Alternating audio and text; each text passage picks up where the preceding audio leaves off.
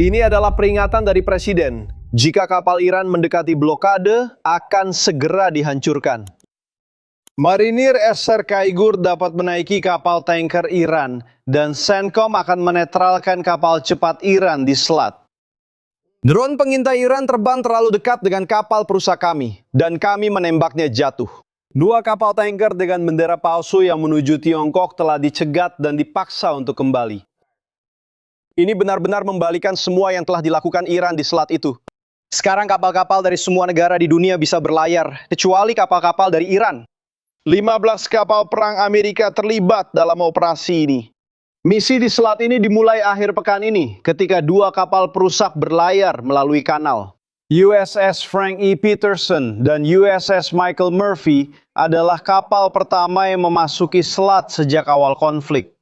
Rezim tersebut mengancam akan menyerang, bahkan jika kapal-kapal Amerika masuk, kami tetap melakukannya, dan mereka tidak melakukan apa-apa.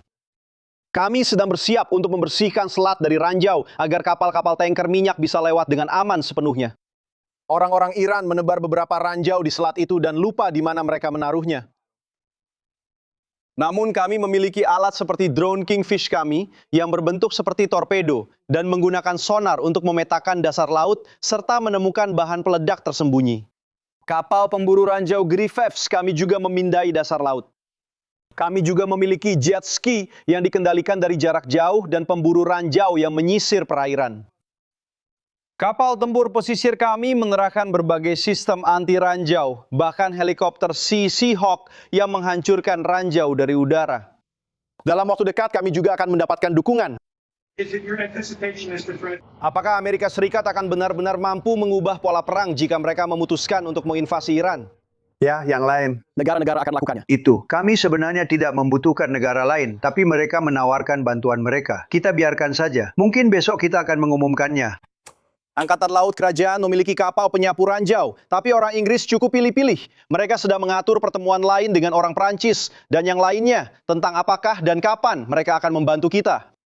Terlalu sedikit, terlalu terlambat, kita lihat saja. Bagaimanapun tujuan Presiden sudah jelas. Kita tidak bisa membiarkan negara memeras atau memaksa dunia, karena itulah yang sedang mereka lakukan. Kita tidak akan membiarkannya.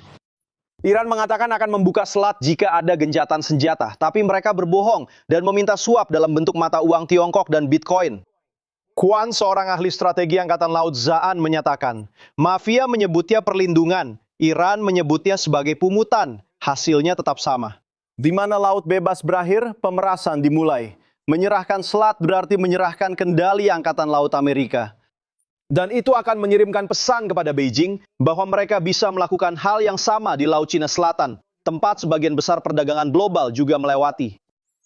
Minyak harus mengalir dengan bebas dan perdagangan harus dilakukan dalam dolar. Setiap ancaman terhadap hal itu adalah ancaman terhadap pilar-pilar supremasi Amerika. Mengisolasi Iran memukul rezim itu secara finansial dan memberikan tekanan pada pelanggan terbesarnya, yaitu Tiongkok. Blokade laut yang berhasil menciptakan kondisi untuk kekalahan total Iran. Pesan sudah disampaikan. Apakah para Demokrat sedang pura-pura naif atau memang benar-benar naif? Saya benar-benar tidak bisa memahami bagaimana cara memblokir selat itu. Itu bisa saja membuat orang-orang Iran benar-benar membukanya kembali.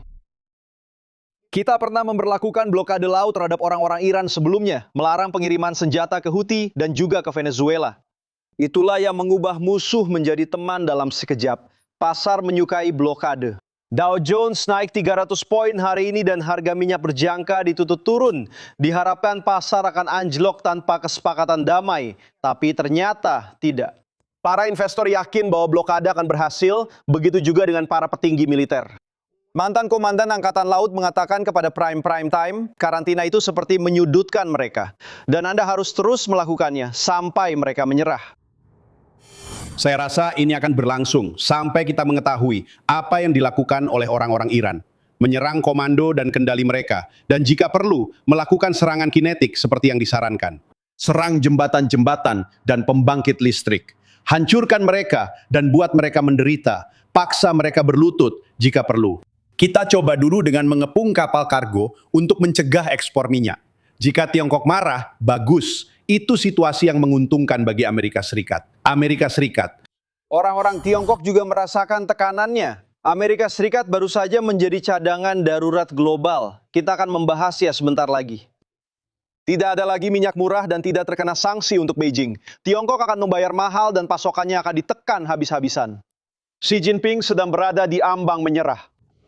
Presiden, dengan Mesir sedang berkonflik, saya tahu Anda akan bertemu dengan tidak. Tapi kita punya hubungan baik dengan Tiongkok. Dia juga ingin menyelesaikan ini. Pasti ingin semuanya berakhir. Saya juga ingin ini segera berakhir.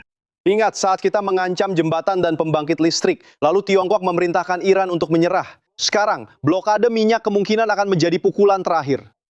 Orang-orang Iran sedang berusaha mengulur waktu. Dengan perang yang berkepanjangan, rezim menunda revolusi. Tapi ekonomi mereka mengalami depresi yang menghancurkan. Blokade ini membuat rezim kehilangan hampir 400 juta dolar per hari.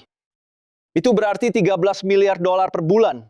Iran hanya bisa menyimpan minyak selama 2 minggu sebelum harus menutup sumur-sumur mereka. Mereka tidak bisa mengalahkan kita dalam hal waktu. Dunia membutuhkan energi kita. Lebih dari 120 kapal tanker kosong saat ini sedang menuju Teluk Amerika. Banyak kapal sedang menuju negara kita sekarang juga untuk mengangkut yang terbaik. Sungguh, saya rasa Anda bisa bilang, seseorang pernah bilang yang terbaik dan yang paling manis. Saya tidak tahu persis apa yang dimaksud dengan manis, tapi kalau berbicara tentang minyak, itu adalah sesuatu yang bagus. Tapi mereka datang ke negara kita, ada banyak kapal yang datang. Industri baja dan petrokimia Iran telah dihancurkan. Tanpa pendapatan dari minyak, yang tersisa hanyalah menjual pistachio kepada orang Pakistan. Bisa jadi lebih buruk. Presiden masih mempertimbangkan serangan udara terbatas dengan mengatakan bahwa targetnya mudah untuk diserang. Orang-orang Iran mulai kehilangan kendali di sini. Dan fans yang telah menghabiskan 20 jam bernegosiasi dengan mereka mengatakan bahwa kita sepenuhnya mengendalikan situasi ini. Kita punya banyak keuntungan dan kita akan lihat apa yang akan dilakukan oleh orang-orang Iran. Gencatan senjata itu hanya tersisa 8 hari lagi. Dan orang-orang Iran tidak bekerja sama. Mereka tidak mengerti bahwa mereka tidak sedang bernegosiasi dengan Barack Obama. Mereka tidak akan pernah memiliki senjata nuklir. Iran bisa mencatat, Iran tidak akan memiliki senjata nuklir. Kami sudah sepakat dengan banyak hal, tapi mereka belum menerima hal itu. Saya rasa mereka akan setuju. Saya hampir yakin mereka akan setuju. Jika mereka tidak setuju, tidak akan ada kesepakatan. Tidak akan pernah ada kesepakatan. Iran tidak akan memiliki senjata nuklir, dan kita akan mendapatkan kembali bubuknya. Kita akan mengambil kembali, atau kita akan merebutnya dari mereka, atau kita akan mengambilnya. Orang-orang Iran masih bisa saja menyimpan uranium di kedalaman bawah tanah. Dengan lebih dari 400 kg uranium itu, dan meskipun ETU, INA, dan Israel menyerang laboratorium serta para ilmuwan, masih ada sistem terowongan yang kompleks di bawah tanah, di bawah pegunungan mereka. Satelit Amerika sedang memantau situasinya, dan sejauh ini belum ada yang dipindahkan keluar. Pakistan mengatakan bahwa Iran tidak memiliki kekuatan militer untuk terus melawan kami. Ini hanya masalah waktu. Pintu untuk kesepakatan belum tertutup. Itulah yang dikatakan oleh sebuah sumber kepada Axios. Kedua belah pihak sedang bernegosiasi. Ini seperti pasar. Kami dipanggil pagi ini oleh orang-orang yang tepat, oleh orang-orang yang berwenang, dan mereka ingin bernegosiasi. Mereka ingin bernegosiasi. Namun New York Times berharap kita kalah perang karena TDS mereka. Saya tidak ingin melihat Netanyahu atau Donald Trump menjadi lebih kuat karena perang ini, karena mereka adalah orang-orang yang buruk. Keduanya memiliki proyek anti-demokrasi di negara mereka masing-masing dan diduga sebagai penjahat. Mereka adalah orang-orang yang mengerikan, merusak reputasi Amerika Serikat dan Israel di mata dunia. Jadi saya benar-benar merasa bimbang. Saya ingin melihat Iran dikalahkan secara militer, tapi saya tidak ingin melihat dua orang mengerikan ini menjadi semakin kuat. Friedman bilang, hancurkan rezim teroris terbesar di dunia dan ambil senjata nuklir mereka. Atau Trump yang diuntungkan. Sulit.